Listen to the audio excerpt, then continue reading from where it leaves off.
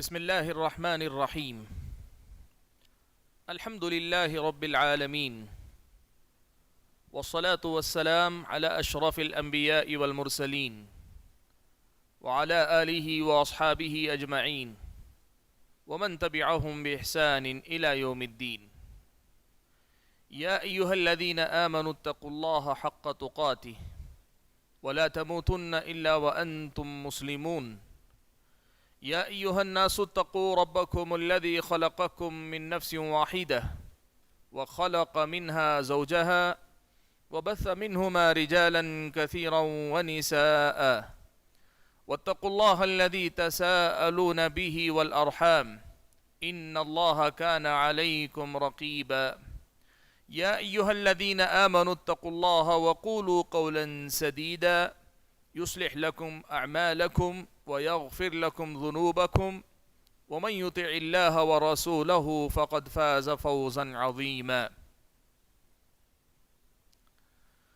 أما بعد فأعوذ بالله من الشيطان الرجيم. بسم الله الرحمن الرحيم. شهر رمضان الذي أنزل فيه القرآن هدى للناس وبينات من الهدى والفرقان فمن شهد منكم الشهر فليصمه. محترم حضرات، بزرگوں، نوجوان ساتھیوں اور خواتین اسلام، رب ذوالجلال کا بے انتہا فضل و کرم ہے مجھ پر اور آپ سبھی حضرات اور خواتین پر. اس کا خصوصی فضل و کرم ہے، اس کا یہ انعام ہے کہ اس نے مجھ کو اور آپ کو ماہ رمضان کی یہ بابرکت ساعتیں نصیب فرمائی ہیں. ایک ایسا مہینہ جو عبادتوں کے حوالے سے جانا جاتا ہے، جو خیر اور برکت کے حوالے سے جانا جاتا ہے، جو سماج کے اندر نیکی کی برائی پر جیت، اچھائی کا بگاڑ پہ کامیاب ہونا یا اچھائی کا برائی پہ سبقت لے جانا، اور سماج کے اندر نیک لوگوں کو تقویت ملنا، نیکی کو اور زیادہ شہرت ملنا، اور ایک ایسا مہینہ جس مہینے کے اندر ہم اور آپ اللہ تبارک و تعالیٰ سے زیادہ قریب ہوتے ہیں، شیطان کے مکر و فریب سے محفوظ ہوتے ہیں. ایک ایسا مہینہ جس میں ہم اور آپ جہنم سے نجات پاتے ہیں. ایک ایسا مہینہ جس میں ہم اور آپ اپنی زندگی کے مقصد کو پہچان کر مقصد سے اور زیادہ جڑتے ہیں. ایک ایسا مہینہ جس مہینے کے اندر ہم اور آپ اپنی ایمان کی لذت اور چاشنی محسوس کرتے ہیں. اور ایک ایسا مہینہ جو حقیقت میں ہم اور آپ کو ایک اچھی اور مثالی زندگی جینے کی عملی پریکٹس، عملی مشق کرنے کا موقع دیتا ہے. اتنا بڑا انعام ہے ماہ رمضان جو اللہ تبارک و تعالیٰ نے مجھ کو اور آپ کو نصیب فرمایا ہے. یہ مہینہ ہم اور آپ کو نصیب ہوا. اب یہ مہینہ اگر ہم اس کو اس کی کیفیت کے ساتھ، اس میں مطلوبہ طریقے کے مطابق اگر گزاریں گے تو میرے اور آپ کے حق میں یہ مہینہ ایک مثالی مہینہ بنے گا، اور واقعی معنوں میں اس مہینے کے اثرات میری اور آپ کی زندگی پہ نظر آئیں گے. یہ مہینہ گزرے گا تو ہماری اور آپ کی زندگی میں تقوی کی جو کھیتی ہم کر رہے ہیں اس کے اثرات ہم اور آپ کے سامنے ظاہر ہوں گے. کب؟ جب ہم اور آپ اس مہینے کو بھرپور طریقے سے ویسے گزاریں جیسے اسلامی شریعت ہم اور آپ کو گزارنے کا حکم دیتی ہے.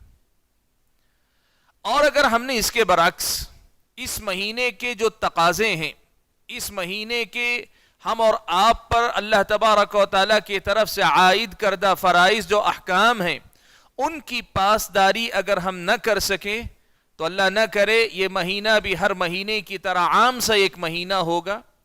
صبح ہوتی ہے، شام ہوتی ہے، عمر یوں ہی تمام ہوتی ہے. اس کا ایک اور نمونہ بن کر یہ مہینہ ہم سے رخصت ہو جائے گا، اور جو مقصد تھا اس مہینے کے ہم اور آپ کی زندگی میں آنے کا یا ہمارے اس مہینے میں داخل ہونے کا، وہ مقصد ہم حاصل نہیں کر پائیں گے. حاضرین گرامی، آج مجھے آپ حضرات اور خواتین کے سامنے اسی حوالے سے کچھ بنیادی باتوں کی یاد دہانی کروانی ہے تاکہ ہم اور آپ اپنے مہینے کو ایسا مہینہ بنانے میں کامیاب ہو جائیں کہ ہم اور آپ اس مہینے کے مقصد کو حاصل کر لیں.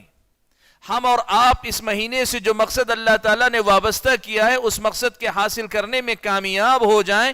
یہ اصل میں ہمارے اور آپ کے سامنے آج کی اس لیکچر یا آپ کے سامنے ہماری اس گفتگو کا مقصد ہے.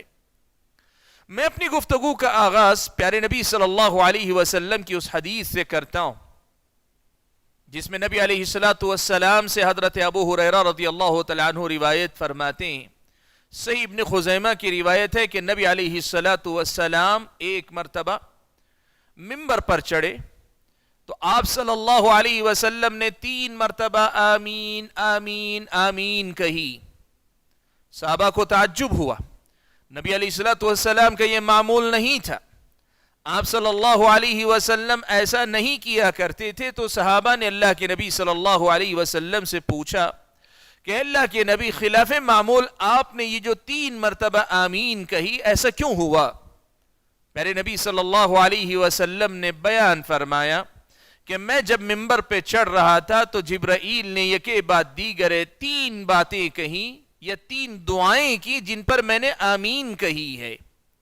اور پھر نبی علیہ السلام نے حضرت جبرائیل علیہ السلام کی ان 3 باتوں کا تذکرہ کیا جن میں سے ہر بات پر پیارے نبی صلی اللہ علیہ وسلم نے آمین کہی.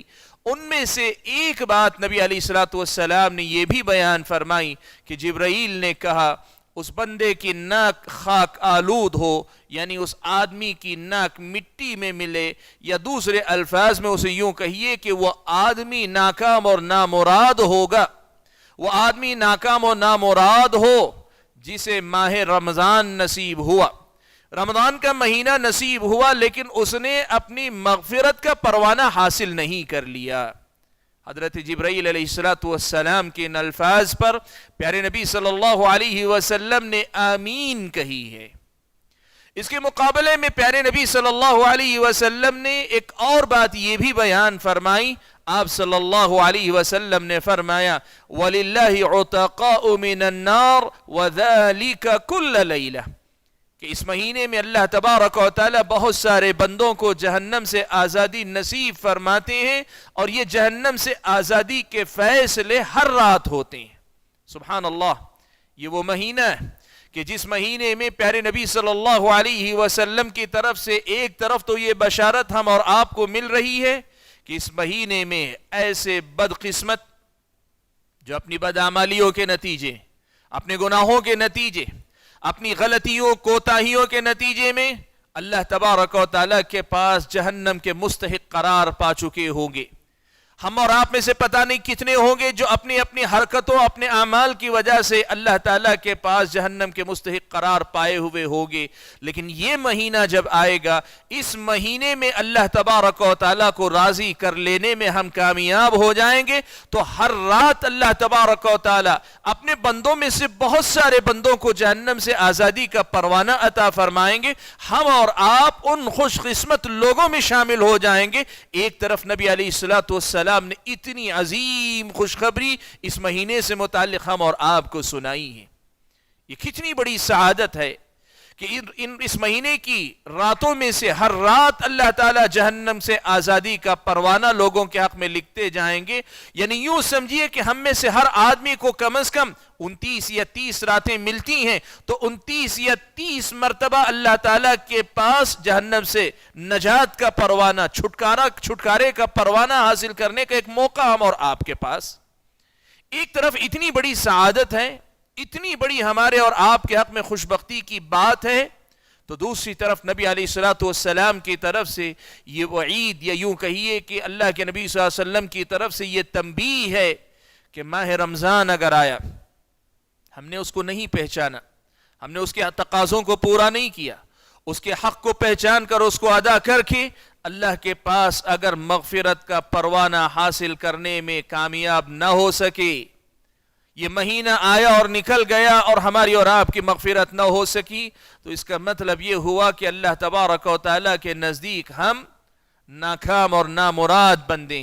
हजरत जिब्राइल अलैहिस्सलाम ने जो दुआ की, जो बद्दुआ की कि ऐसा बंदा नाकाम और नामुराद हो, जिस पे नबी अलैहिस्सलाम ने आमीन कही है, ऐसी बड़ी बदकिस्मती मेरे और आपके नसीब में लिख दी जाएगी अगर इस महीने में मगफिरत का परवाना हम और आप हासिल ना कर सके।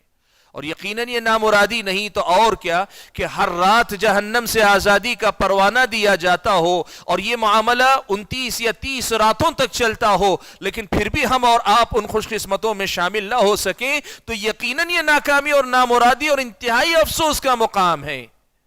आज हम और आपको इसी खतरे को सामने रखते हुए, एक तरफ ये खतरा है, दूसरी तरफ ये खुशखबरी है। हमें खतरे से खुशखबरी तक का सफर तय करना है और हम और आपको नाकामी से कामयाबी, नामुरादी से अपनी मुराद पर आने तक की का ये जो सफर है, इसे तय करने की हम और आपको कोशिश करनी चाहिए। हाज़रीन गिरामी, अगर हम और आप ये बात सुन रहे हैं तो यकीन है हम में से हर एक के दिल में ये ख्वाहिश होगी, ये आरजू होगी, बल्कि ये तड़प होगी कि अल्लाह करे कि अल्लाह ताला हमें उन खुशकिस्मतों में शामिल करे जिन्हें हर रात अल्लाह ताला, हर रात जिनको आज़ादी का परवाना दे रहे, उनमें हम और आपको शामिल कर ले। और अल्लाह करे कि हम और आप हरगिज हरगिज उनमें न जाएं कि जिनके हक में ये बात कही जाए कि महीना आया गुजर गया लेकिन तुम्हारी तो मगफिरत का कोई फैसला न हुआ। ये बात हमारे हक में न लिखी जाए। ये ख्वाहिश, ये आरजू, ये तड़प हम में से हर किसी के दिल में होगी और ईमान वाला होने का तकाजा यह है कि यह तड़प पैदा होनी चाहिए, ये ख्वाहिश हमारे और आपके दिल में पैदा होनी चाहिए, ये आरजू हमारे दिल में बसनी चाहिए कि हम और आप उन खुशकिस्मत लोगों में शामिल कर लिए जाएं। और जब ये आरजू है, आप ये बात अच्छी तरीके से जानते हैं कि मुआमला चाहे हमारी दुनियावी ख्वाहिशों, आरजुओं, तमन्नाओं का हो या हमारे और आपकी दीन, हमारी अपनी आखिरत से मुताल्लिक हमारी ख्वाहिशों और आरजुओं और तमन्नाओं का हो, कामयाबी महज आरजुओं से नहीं हासिल की जाती, महज तमन्नाओं से हम और आप कामयाब नहीं हो सकते। हम जो हासिल करना चाहते हैं, जिसका लालच, जिसकी ख्वाहिश, जिसकी तमन्ना हम कर रहे हैं, जिसकी आरजू हम अपने दिल में पाल रहे हैं, चाहे हमारी दुनिया की कोई ज़रूरत हो या हमारी अपनी उखरवी कामयाबी और कामरानी का मामला हो, अल्लाह तबारक व तआला ने दुनिया में ज़ाबिता ये रखा है कि हमें उसके लिए मेहनत करनी पड़ेगी। आरजुओं से कोई आदमी अपनी मंजिल तक नहीं पहुंच सकता। अल्लाह पहुंचा दे तो पहुंचा दे, वरना आदमी को अल्लाह ताला ने दुनिया में जो ज़ाबिता दिया है वो ज़ाबिता ये है कि महज बैठकर अपनी जगह आरजुओं को पालोगे, तमन्नाएं करते रहोगे तो तुम्हारी मंजिल तुम्हारे कदमों पर तक नहीं आएगी। तुम्हें चलकर मंजिल के दरवाजे तक जाना पड़ेगा, दरवाजे पे दस्तक देनी पड़ेगी, चाहे तुम्हारी दीन हो, तुम्हारे दीन की बात हो, तुम्हारी दुनिया की बात हो। और इसी का लाजिमी तकाजा है कि माह रमजान की इस अजीम फजीलत को हासिल करने के लिए हम और आप उन रास्तों को अपनाएं जो रास्ते नबी अलैहिस्सलातु वस्सलाम अपनाया करते थे। दूसरे अल्फाज में हम और आप यूं कहें कि हम अपने रमजान को वैसा रमजान बनाने की कोशिश करें जैसा रमजान नबी अलैहिस्सलातु वस्सलाम गुजारा करते थे। देखिए, जब हम बात करते हैं प्यारे नबी सल्लल्लाहु अलैहि वसल्लम जैसा रमजान, तो उसका मतलब ये होता है कि हम ये देखें कि नबी अलैहिस्सलातु वस्सलाम माह रमजान में कौन कौन से नेक आमाल किया करते थे। आप सल्लल्लाहु अलैहि वसल्लम का माह रमजान किन किन नेकियों से आबाद होता था, क्या क्या खूबियां आप सल्लल्लाहु अलैहि वसल्लम के रमजान में होती थी। एक तरफ आमाल हैं, मुख्तलिफ आमाल, शक्लें हैं आमाल की, और दूसरी तरफ कैफियत है जो आमाल के अंदर पाई जानी चाहिए। हम बात करते हैं आज के अपने इस दर्स के अंदर, ये जो पहला दो दर्स है इस सिलसिले का, आज के आपकी ये जो अलमनार सेंटर की तरफ से कॉन्फ्रेंस रखी गई है, जिसके अंदर ये बात आपके सामने रखी जा रही है। मैं पहले मुहादरे, पहले लेक्चर के अंदर ये बात रख रहा हूं कि आमाल में से वो कौन से आमाल थे जो अल्लाह के नबी सल्लल्लाहु अलैहि वसल्लम करते थे, और दूसरे नंबर पे हम बात करेंगे कैफियत की, वो हमारे अपने दूसरे लेक्चर में आपके सामने आएंगी। हाज़रीन गिरामी, ये बात हम और आप याद रखें, प्यारे नबी सल्लल्लाहु अलैहि वसल्लम ने जो रमजान गुजारा वही रमजान मिसाली रमजान। आप सल्लल्लाहु अलैहि वसल्लम ने माह रमजान में जो नेकियां की, जो आमाल किए, जो खूबियां अपनी जिंदगी में अपनाई, वही हमारे और आपके करने के काम हैं। हमने अगर वो कर लिया اور اس طریقے سے کر لیا جس طریقے سے نبی علیہ الصلوۃ والسلام کرتے تھے، تو اس کا مطلب یہ ہوا کہ ہم اور آپ نے ایک طرح سے پیارے نبی صلی اللہ علیہ وسلم کے نقش قدم پر چل کر اپنے رمضان کو کامیابی سے ہمکنار کرنے کی بھرپور اور کامیاب کوشش کر لی۔ ہم اور آپ کو کرنا کیا چاہیے؟ ہم دیکھیں کہ نبی علیہ الصلوۃ والسلام ماہ رمضان میں کیا نیکیاں کیا کرتے تھے۔ اسی لیے میں آج آپ کے سامنے ان اعمال کا تذکرہ کرتا ہوں جن اعمال کو نبی علیہ الصلوۃ والسلام نے اپنے رمضان میں کیا ہے، یا نبی علیہ الصلوۃ والسلام نے جن کو اپنی زندگی کے اندر اپنا کر عملی نمونہ پیش فرمایا ہے۔ پیارے نبی صلی اللہ علیہ وسلم کی سیرت اور آپ صلی اللہ علیہ وسلم کی احادیث جو روایت کی گئی کتابوں میں، ان کتابوں کے ذخیرے کو اگر آپ پڑھ کر دیکھیں تو ماہ رمضان میں نبی علیہ الصلوۃ والسلام کا سب سے اہم عمل اگر تھا تو نبی علیہ الصلوۃ والسلام کا روزوں کا اہتمام کرنا تھا۔ اس مہینے کے روزوں کو اللہ تبارک و تعالیٰ نے فرض قرار دیا۔ فمن شہد منکم الشہر فلیصم، سب سے پہلی عبادت، رمضان نبوی کا سب سے پہلا عمل اس مہینے کے روزے رکھنا ہے۔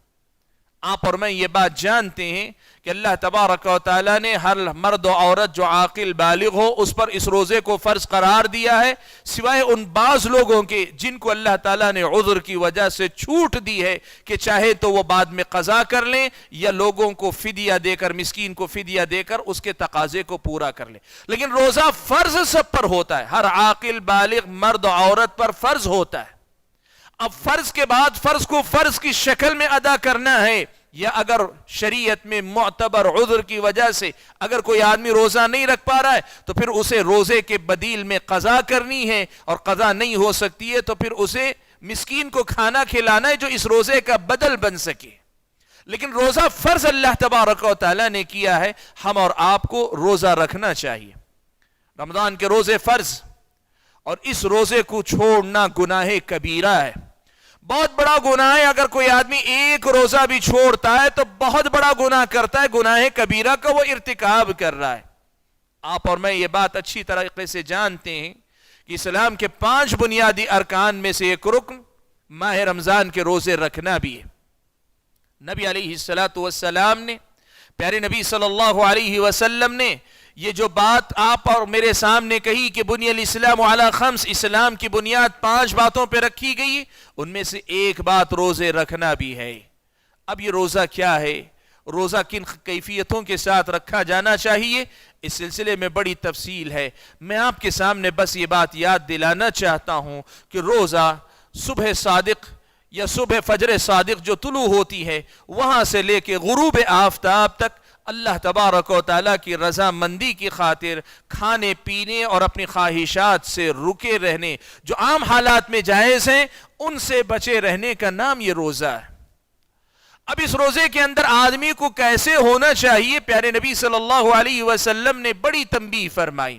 آپ صلی اللہ علیہ وسلم نے یہ بات بیان فرمائی، صحیح بخاری کی روایت میں حضرت ابو ہریرہ رضی اللہ تعالیٰ عنہ راوی ہیں، فرماتے ہیں کہ نبی علیہ الصلوۃ والسلام نے فرمایا من لم يدع قول الزور والعمل به فليس لله حاجة ان يدع طعامه وشرابه، جو آدمی جھوٹ نہ چھوڑے اور جھوٹ پہ عمل کرنا نہ چھوڑے، جو جھوٹ نہ چھوڑے اور جھوٹ پہ عمل کرنا نہ چھوڑے، اللہ تبارک و تعالیٰ کو ایسے آدمی کے بھوک اور پیاس کی ضرورت نہیں ہے۔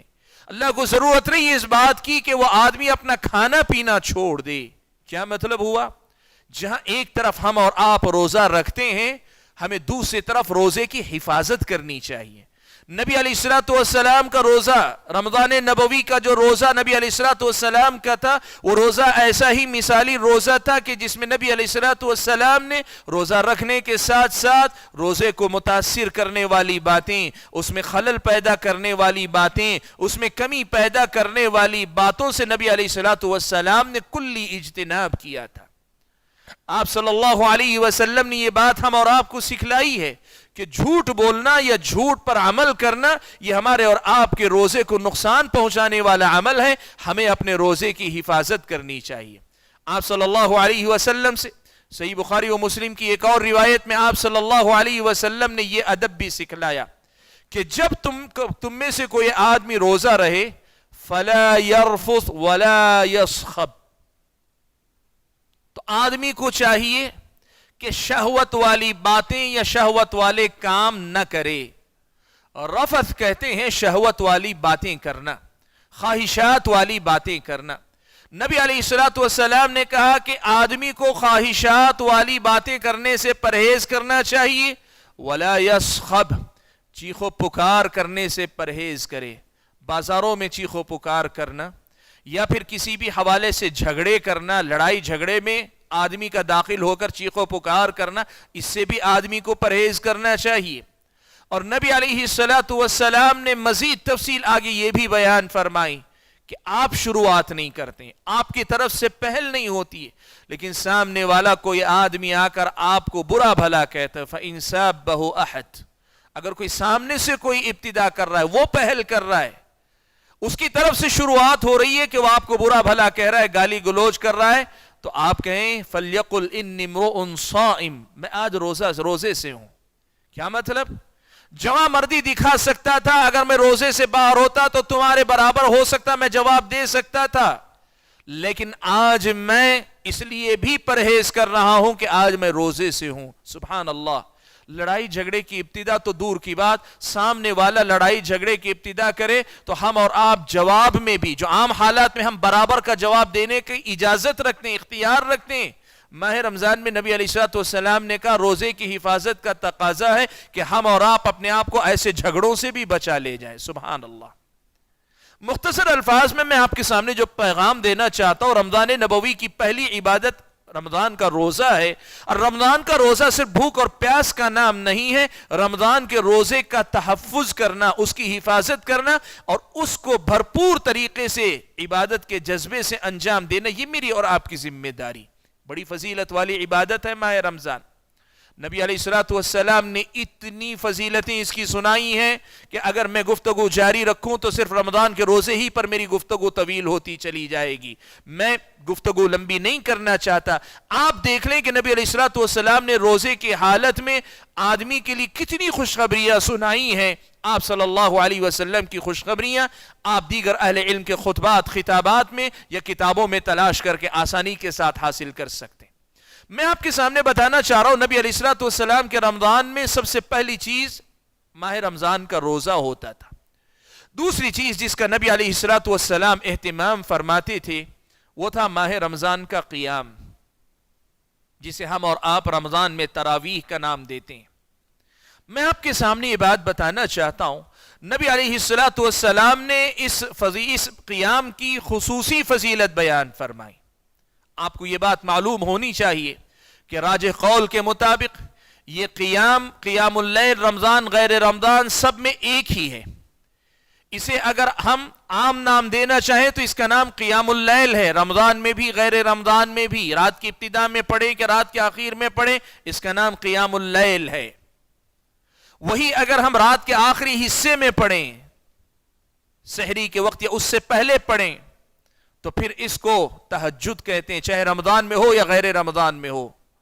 اور رمضان میں اگر نماز عشاء کے بعد پڑھتے ہیں تو اسے قیام اللیل کہتے ہیں، اور اسی کو بعد کے زمانے میں تراویح کا بھی نام دیا گیا، اس کو ہم تراویح بھی کہتے ہیں. یہ جو نماز ہے، یہ نماز رات کے ابتدائی حصے میں بھی پڑھی جا سکتی ہے اور یہ نماز رات کے آخری حصے میں بھی پڑھی جا سکتی ہے. یہ نماز باجماعت بھی پڑھی جا سکتی ہے، یہ نماز انفرادی طور پر بھی پڑھی جا سکتی ہے. لیکن زیادہ راجح بات یا یوں کہیے زیادہ فضیلت والی بات یہ ہے کہ اگر کوئی رات کے آخری حصے میں تنہا کھڑے ہو کر زیادہ اطمینان کے ساتھ پڑھتا ہے تو پھر ایسا کرنا اس کے حق میں افضل ہوگا. باجماعت بھی پڑھ سکتا ہے جیسے نبی علیہ الصلوۃ والسلام نے 3 دن تک پڑھایا ہے. لیکن میں جو بات آپ کے سامنے بتانا چاہ رہا ہوں وہ یہ کہ یہ دوسرا اہم عمل ہے جو اللہ کے نبی صلی اللہ علیہ وسلم اپنے رمضان میں کیا کرتے تھے، اور ہم اور آپ کو اگر اپنے رمضان کو مثالی رمضان بنانا ہے تو پورے رمضان کا ہم اور آپ کو قیام کرنا چاہیے. آپ صلی اللہ علیہ وسلم نے فرمایا، صحیح بخاری و مسلم کی روایت ہے، من صام رمضان ایمانا واحتسابا غفر له ما تقدم من ذنبه ومن قام رمضان ایمانا واحتسابا غفر له ما تقدم من ذنبه. جو آدمی کوئی رمضان کا مہینہ ایمان کے ساتھ اور ثواب کی نیت کے ساتھ رکھتا ہے اس کے پچھلے سارے گناہ معاف کر دیے جاتے ہیں، اور جو رمضان کا قیام کرتا ہے اس کے بھی سارے پچھلے گناہ معاف کر دیے جاتے ہیں۔ حاضرین گرامی، میری یہ بات بھی آپ ذہن میں رکھیں کہ قیام اللیل آپ کے بس کی بات اگر نہیں ہے کہ آپ وقت پر جب نماز عشاء کے بعد ہو رہا ہے نہیں پڑھ سکتے، تو ایسی غلطی نہ کریں کہ جماعت کے ساتھ چھوٹ گیا تو میرا قیام چھوٹ گیا۔ آپ اپنے طور پہ قیام کریں لیکن قیام ضرور کریں۔ آپ ایسی غلطی بھی نہ کریں جیسے بہت سارے لوگ ہمارے عرف میں معروف ہے، 27ویں رمضان آتی ہے تو لوگ اس کا نام ختم دیے ہوئے ہیں، ختم ہو جاتا ہے تو پھر اس کے بعد بقیہ آخری 2-3 دن کا جو رمضان کا قیام ہوتا ہے وہ لوگ چھوڑ دیتے ہیں۔ ایسی غلطی ہم اور آپ نہ کریں۔ ہم میں سے بہت سارے ایسے ہیں جو قیام کے معاملے میں سستی کا شکار ہو جاتے۔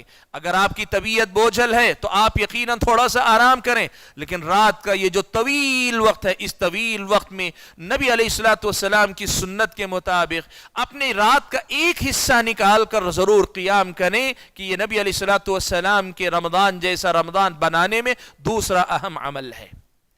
تیسرا عمل جو پیارے نبی صلی اللہ علیہ وسلم اپنے رمضان کے اندر کیا کرتے تھے وہ قرآن مجید سے آپ صلی اللہ علیہ وسلم کا رشتہ ہے۔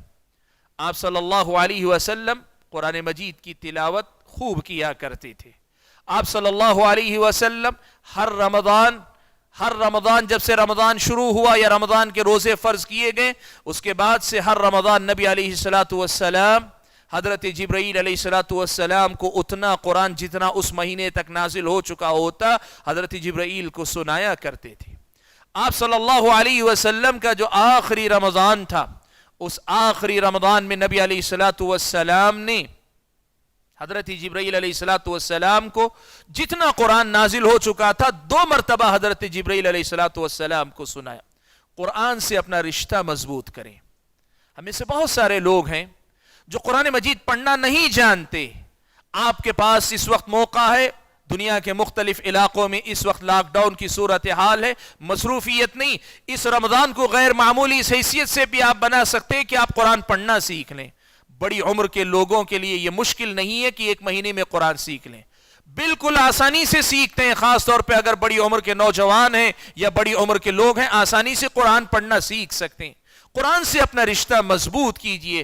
نبی علیہ الصلوۃ والسلام سے مائی عائشہ صدیقہ رضی اللہ تعالیٰ عنہ نے کتنی بڑی بات روایت فرمائی۔ مائی عائشہ صدیقہ رضی اللہ تعالیٰ عنہ روایت فرماتی ہیں کہ نبی علیہ الصلوۃ والسلام نے یہ بات بیان فرمائی کہ الماہر بالقرآن مع السفرة الكرام البررة والذي يقرأ القرآن ويتتعتع فيه، اور دوسری روایت میں وهو عليه شاق له اجران۔ اللہ کے نبی صلی اللہ علیہ وسلم نے فرمایا جو قرآن کا ماہر ہوتا ہے، قرآن پوری مہارت سے پڑھنا جانتا ہے، وہ جب مہارت کے ساتھ قرآن کی تلاوت کرتا ہے تو ایسے آدمی کے ساتھ وہ فرشتے رہتے ہیں، وہ ایسے فرشتوں کی صحبت میں رہتا ہے جو فرشتے بندوں اور رب کے درمیان سفارتکاری پیغام رسانی کا کام انجام دیتے ہیں۔ الکرام بڑے معزز ہیں، البررہ بڑے نیک فرشتے ہیں۔ ایسے فرشتے ایسے ماہر قرآن کی تلاوت سننے کے لیے اتر کر آتے۔ حضرت اسید ابن حضیر رضی اللہ تعالیٰ عنہ نے خود اپنی عملی زندگی کا ایک واقعہ نبی علیہ الصلوۃ والسلام کے سامنے ذکر کیا۔ میں قرآن کی تلاوت کر رہا ہوں تو میں دیکھتا ہوں کہ میرا جانور بدک رہا ہے۔ اللہ کے نبی میں قرآن کی تلاوت کر رہا تھا تو دیکھا جانور بدک رہا ہے، پھر میں رک گیا تو جانور بھی رک گیا، پھر میں نے تلاوت کی تو پھر جانور بدکنے لگا۔ مجھے یہ ڈر ہوا کہ میرے بچے کو کہیں نقصان نہ پہنچا دے، اس لیے میں نے اپنی نماز مختصر کی، فارغ ہوا۔ نماز سے فارغ ہوا تو کیا دیکھتا ہوں جیسے کوئی چھتری، کوئی سائبان جیسی کوئی چیز ہے جس میں ٹمٹماتے چراغوں جیسا کچھ ہے، وہ آسمان کی طرف بلند ہوتے چلے جا رہے ہیں۔ نبی علیہ الصلوۃ والسلام نے کہا کہ اقرأ یا ابن حضیر، اے حضیر کے بیٹے اسید تم پڑھو، یہ فرشتے تھے جو تمہاری تلاوت سننے کے لیے اتر کر آئے تھے۔ سبحان اللہ، قرآن اچھے انداز سے پڑھنے والے کی صحبت کے لیے فرشتے آتے ہیں، یہ نبی علیہ الصلوۃ والسلام نے کہا ہے۔ اور جس کو قرآن پڑھنا نہیں آتا اور پڑھتے ہوئے مشقت کا سامنا کرتا ہے، زبان لڑکھڑاتی ہے، نبی علیہ الصلوۃ والسلام نے کہا ایسے قاری کے لیے بھی اللہ تعالیٰ نے دگنے اجر کا وعدہ کیا ہے۔ یہ قرآن کی تلاوت کا اجر، اور دوسری طرف اس میں جو مشقت ہو رہی ہے اس مشقت کو جھیلنے کا اجر. قرآن مجید سے اپنا رشتہ مضبوط کیجئے. آپ نے سنا ہے قرآن مجید اتنی عظیم کتاب ہے کہ اس کے پڑھنے والے انسان کو ایک حرف پر کم از کم 10 نیکیاں ملتی ہیں. کم از کم 10 نیکیاں ملتی ہیں. اللہ تعالیٰ دینا چاہے تو اور زیادہ بھی دے سکتا ہے. سبحان اللہ. قرآن مجید کی تلاوت کریں. ماہ رمضان کا یہ تیسرا اہم کام ہے جو اللہ کے نبی صلی اللہ علیہ وسلم کیا کرتے تھے. ہم اور آپ کثرت سے قرآن پڑھیں. بہت سارے لوگوں کو یہ غلط فہمی ہے کہ قرآن کا رمضان سے رشتہ ہے کا مطلب لوگ سمجھتے ہیں قیام اللیل میں قرآن مکمل کرنا. یہ اس کا مفہوم ہے. نہیں, اس کا تعلق قیام اللیل سے نہیں. قیام اللیل میں قرآن ختم کرنا ضروری نہیں. اگر کوئی آدمی ختم کر کے 2 مرتبہ ختم کرتا ہے تو بھی بڑی اچھی بات ہے, لیکن اگر کوئی ختم نہیں کر سکتا ہے تو کوئی حرج کی بات نہیں. قیام کا قرآن کے مکمل کرنے سے تعلق نہیں. اور دوسری طرف یہ بات بھی سمجھنی چاہیے کہ قرآن صرف قیام اللیل میں سننے کی چیز نہیں. ماہ رمضان میں کثرت سے قرآن سننے, سنانے, پڑھنے, پڑھانے, سیکھنے, سکھانے کا ہم اور آپ کو اہتمام کرنا چاہیے. قرآن سے رشتہ مضبوط ہونا چاہیے. یہ تیسرا عمل ہے جو اللہ کے نبی کے رمضان میں ہم اور آپ کو ملتا ہے. چوتھا عمل جو نبی علیہ الصلوۃ والسلام کی سیرت میں مجھ کو اور آپ کو ملتا ہے وہ یہ کہ نبی علیہ الصلوۃ والسلام اس مہینے میں اللہ تعالیٰ کی راہ میں خوب خوب مال خرچ کیا کرتے تھے. پیارے نبی صلی اللہ علیہ وسلم سے اس سلسلے میں صحیح بخاری و مسلم کی روایت حضرت ابن عباس رضی اللہ تعالی عنہما روایت فرماتے ہیں کہ نبی علیہ الصلوۃ والسلام کان اجود الناس. اللہ کے نبی صلی اللہ علیہ وسلم مال سب سے زیادہ سخاوت کرنے والے تھے. لیکن رمضان کا مہینہ جب آتا, جب حضرت جبرائیل کو سے ملاقات ہوتی, آپ حضرت جبرائیل کو قرآن سنا رہے ہوتے, اس وقت اللہ کے نبی صلی اللہ علیہ وسلم سب سے زیادہ سخاوت کیا کرتے, یعنی اللہ کی راہ میں خرچ کیا کرتے تھے. اللہ کے نبی صلی اللہ علیہ وسلم کی یہ بھی ایک سنت ہے کہ رمضان میں آپ خوب اللہ تعالیٰ کی راہ میں خرچ کیا کرتے تھے. ہمارے سماج میں بہت سارے لوگوں نے یہ سمجھ لیا ہے کہ اس کا مطلب اپنی زکوٰۃ رمضان ہی میں نکالنی چاہیے. نہیں, ایسا کوئی ضروری نہیں. جس مال پہ سال مکمل ہو جائے تو اس کی زکوٰۃ کا وقت آ گیا, چاہے وہ درمیانے سال آئے, کسی بھی مہینے میں آئے. اور اگر کوئی آدمی رمضان سے رمضان کا حساب رکھ کر زکوٰۃ نکالنا چاہے نکال سکتا ہے. لیکن جو خرچ کرنے کی بات ہے وہ صرف زکوٰۃ نہیں, بلکہ نبی علیہ الصلوۃ والسلام کا خرچ زکوٰۃ نہیں ہوتا تھا, اس لیے کہ اللہ کے نبی صلی اللہ علیہ وسلم اتنا مال اپنے پاس باقی نہیں رکھتے تھے کہ آپ کو زکوٰۃ نکال کر دینی پڑے. آپ صلی اللہ علیہ وسلم عام صدقہ و خیرات خوب کیا کرتے تھے. ماہ رمضان میں خوب خرچ کیا کرو, خوب خرچ کیا کرو کہ نبی علیہ الصلوۃ والسلام کے رمضان کی یہ بھی ایک پہچان تھی, یہ بھی ایک عبادت تھی جو اللہ کے نبی صلی اللہ علیہ وسلم کیا کرتے تھے. پیارے نبی صلی اللہ علیہ وسلم کے رمضان کی ایک اور سنت یا ایک اور عمل جو ہوتا تھا وہ رمضان کے آخری عشرے میں بھرپور طریقے سے عبادت کرنا تھا. آپ صلی اللہ علیہ وسلم ماہ رمضان کے اندر آخری عشرے میں پورا عشرہ خوب عبادت کرتے تھے. مائی عائشہ صدیقہ رضی اللہ تعالی عنہ روایت فرماتی ہیں کہ اذا دخل العشر, جب اللہ کے نبی آخری عشرے میں داخل ہو جاتے یا رمضان کا آخری عشرہ داخل ہو جاتا, شروع ہو جاتا, تو نبی علیہ الصلوۃ والسلام شد مئزرہ, اپنی کمر کس لیتے, واحیا لیلہ, اپنی راتوں کو زندہ کرتے یعنی عبادت سے آباد کرتے, وایقظ اہلہ, نہ صرف خود عبادت کرتے اپنے گھر والوں کو جگایا کرتے کہ یہ عبادت کا وقت ہے کہ اٹھ کر عبادت کیا کرو. یہ تینوں باتیں, کمر کس لینے کا ایک مطلب بعض اہل علم نے یہ بھی لکھا ہے کہ اللہ کے نبی صلی اللہ علیہ وسلم ان راتوں میں اپنی بیویوں سے بھی ذرا دوری بنائے رکھتے تھے تاکہ آپ عبادت ہی میں زیادہ وقت لگا سکیں. اور اگر ہم اور آپ اس کو اعتکاف کے مسئلے سے جوڑ کر دیکھیں تو ظاہر بات ہے اللہ کے نبی صلی اللہ علیہ وسلم حالت اعتکاف میں ہو تو بیویوں سے پوری طریقے سے دور ہی اللہ کے نبی صلی اللہ علیہ وسلم رہتے تھے. تو اللہ کے نبی صلی اللہ علیہ وسلم رمضان کے آخری عشرے میں عبادت کیا کرتے تھے, پورا عشرہ عبادت کیا کرتے تھے. اور میں ایک مسئلہ یہ بھی آپ کو بتا دوں, اللہ کے نبی صلی اللہ علیہ وسلم کی سنتوں میں سے ایک سنت یہ بھی تھی کہ رمضان کے آخری عشرے میں نبی علیہ الصلوۃ والسلام شب قدر کی تلاش کیا کرتے تھے. نبی علیہ الصلوۃ والسلام نے اس کی فضیلت بیان کرتے ہوئے کہا, من قام لیلۃ القدر ایمانا واحتسابا غفر له ما تقدم من ذنبه, جو لیلۃ القدر میں قیام کرے اس کے پچھلے سارے گناہ معاف کر دیے جاتے ہیں. اور اس رات کو اللہ تعالیٰ نے خیر من الف شہر کہا, 1000 مہینے سے بہتر قرار دیا اللہ تبارک و تعالیٰ نے. اس فضیلت کو حاصل کرنے کی بھی کوشش کرتے تھے. لیکن یہاں ایک مسئلہ سمجھنا چاہیے. اکثر و بیشتر ہم میں سے بہت سارے لوگ یہ سمجھتے ہیں کہ آخری عشرے میں عبادت کرنا وہ صرف شب قدر کی تلاش کے لیے، اور اس وجہ سے جب انہیں یہ پتا چلتا ہے کہ راجح قول کے مطابق یہ طاق راتوں ہی میں ہو سکتی ہے تو پھر جفت راتوں میں عبادت سے غفلت ہماری زندگی میں آ جاتی ہے. نہیں، یہ تو مستقل عمل، آخری عشرے کی تمام راتوں میں عبادت کرنا یہ مستقل عمل ہے، اور شب قدر کی تلاش کرنا اور یہ امید رکھنا کہ یہ آخری عشرے کی طاق راتوں میں ہوگی یہ مستقل عمل ہے. یہ دونوں ایک ساتھ اکٹھا ہوتے ہیں، لیکن یہ دو الگ الگ مستقل عمل ہیں. یہ ہم اور آپ کو سمجھنا چاہیے. یہ بھی اللہ کے نبی صلی اللہ علیہ وسلم کے رمضان کی عبادتوں میں سے ایک عبادت ہے. پیارے نبی صلی اللہ علیہ وسلم کی عبادتوں میں سے ایک عبادت یہ بھی ہے کہ نبی علیہ الصلوۃ والسلام نے ماہ رمضان میں عمرہ کرنے کی ترغیب دلائی. رمضان کے مہینے میں عمرہ کرنے کی ترغیب اور تعلیم اللہ کے نبی صلی اللہ علیہ وسلم نے دلائی. آپ صلی اللہ علیہ وسلم سے حضرت ابن عباس رضی اللہ تعالی عنہما روایت فرماتے، صحیح بخاری و مسلم کی روایت ہے، نبی علیہ الصلوۃ والسلام نے فرمایا کہ رمضان میں عمرہ کرنا تعدیل حج، ایک حج کی برابری کرتا ہے. یعنی رمضان کا عمرے کا ثواب، رمضان میں عمرے کا ثواب حج کے ثواب کے برابر ہے.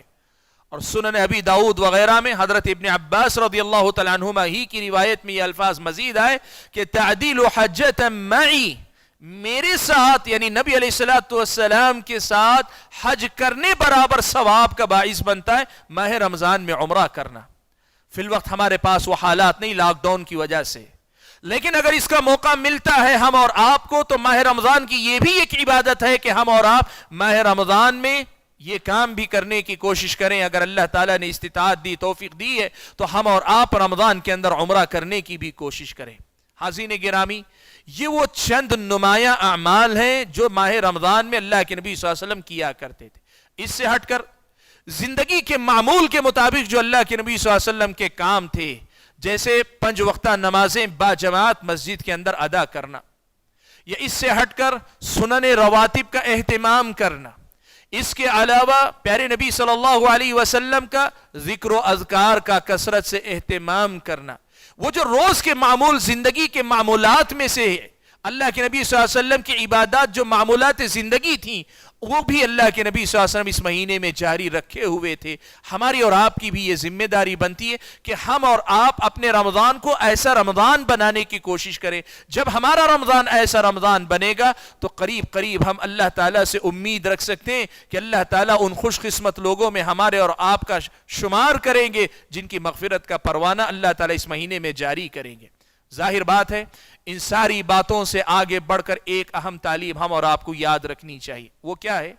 وہ اس مہینے میں کثرت سے استغفار کرنا، کثرت سے مغفرت طلب کرنا. نبی علیہ الصلوۃ والسلام نے شب قدر میں بھی یہی دعا حضرت عائشہ صدیقہ رضی اللہ تعالیٰ عنہ کو سکھلائی، کہا کہ یہ دعا پڑھا کرو، اللہم انک عفو تحب العفو فاعف عنی. اللہ تعالیٰ تو بہت معاف کرنے والا ہے، تجھے معاف کرنا پسند ہے، مجھے معاف فرما دے. اپنے لیے معافی کے طلبگار بننا، کثرت سے استغفار کرنا. نبی علیہ الصلوۃ والسلام نے فرمایا نا کہ ہر رات جب آخری پہر آخری حصہ ہوتا ہے اللہ تعالیٰ آسمان دنیا پہ اتر کر آتا ہے اور پوچھتا ہے حل من مستغفر فاغفر لہ، ہے کوئی مغفرت طلب کرنے والا کہ میں اسے بخش دوں. ماہ رمضان میں بھی یہ سلسلہ جاری رہتا ہے تو کثرت سے استغفار ہم اور آپ کو کرنا چاہیے. یہ کچھ بنیادی باتیں ہیں جو میں نے آپ کے سامنے رکھی ہیں. مقصد کیا تھا؟ مقصد یہ تھا کہ ہم اور آپ اس حقیقت کو سمجھیں کہ نبی علیہ الصلوۃ والسلام کا جو رمضان تھا وہ رمضان اللہ کے نبی صلی اللہ علیہ وسلم نے ان سارے اعمال سے آباد رکھا تھا. ہم بھی اپنے رمضان کو کامیاب بنا کر جہنم سے نجات پانے والے خوش قسمت لوگوں میں شامل ہونا چاہیں تو ہم اور آپ کو چاہیے کہ ہم ان اعمال پر محنت کریں. اور اللہ سے ہم دعا کرتے ہوئے اللہ تعالیٰ سے ہم یہ دعا کرتے ہیں کہ اللہ تعالیٰ ہم اور آپ کو ان باتوں کو سننے کے ساتھ اس پر عمل کرنے والا مسلمان بنائے اور ان اعمال کو بھرپور طریقے سے پورے اخلاص کے ساتھ انجام دینے والا ہم اور آپ کو بنائے. میں اپنی گفتگو کے اختتام پر दुबई की वजारत शऊन का शुक्रिया अदा करता हूँ और उसके साथ साथ दुबई की हुकूमत का शुक्रगुजार हूँ कि उन्होंने ये मौका दिया कि मैं अपनी ये गुफ्तगू वहाँ तक पहुँचा सकूँ। और आखिर में मैं अल-मनार सेंटर के जो ज़िम्मेदार भाई हैं उनका भी शुक्रिया अदा करता हूँ और उनके हक़ में दुआ करता हूँ कि अल्लाह ताला खैर की राह में उनका मुआविन और मददगार हो, और अगर कहीं उनसे लग़ज़िश या कोताही होती है तो अल्लाह ताला उनको संभाल ले, अल्लाह ताला उनको संभलने का मौका दे दे कि सही रहनुमाई करके सही रास्ते पर चलाए। आमीन व आखिर दावाना अनिल हम्दुलिल्लाहि रब्बिल आलमीन।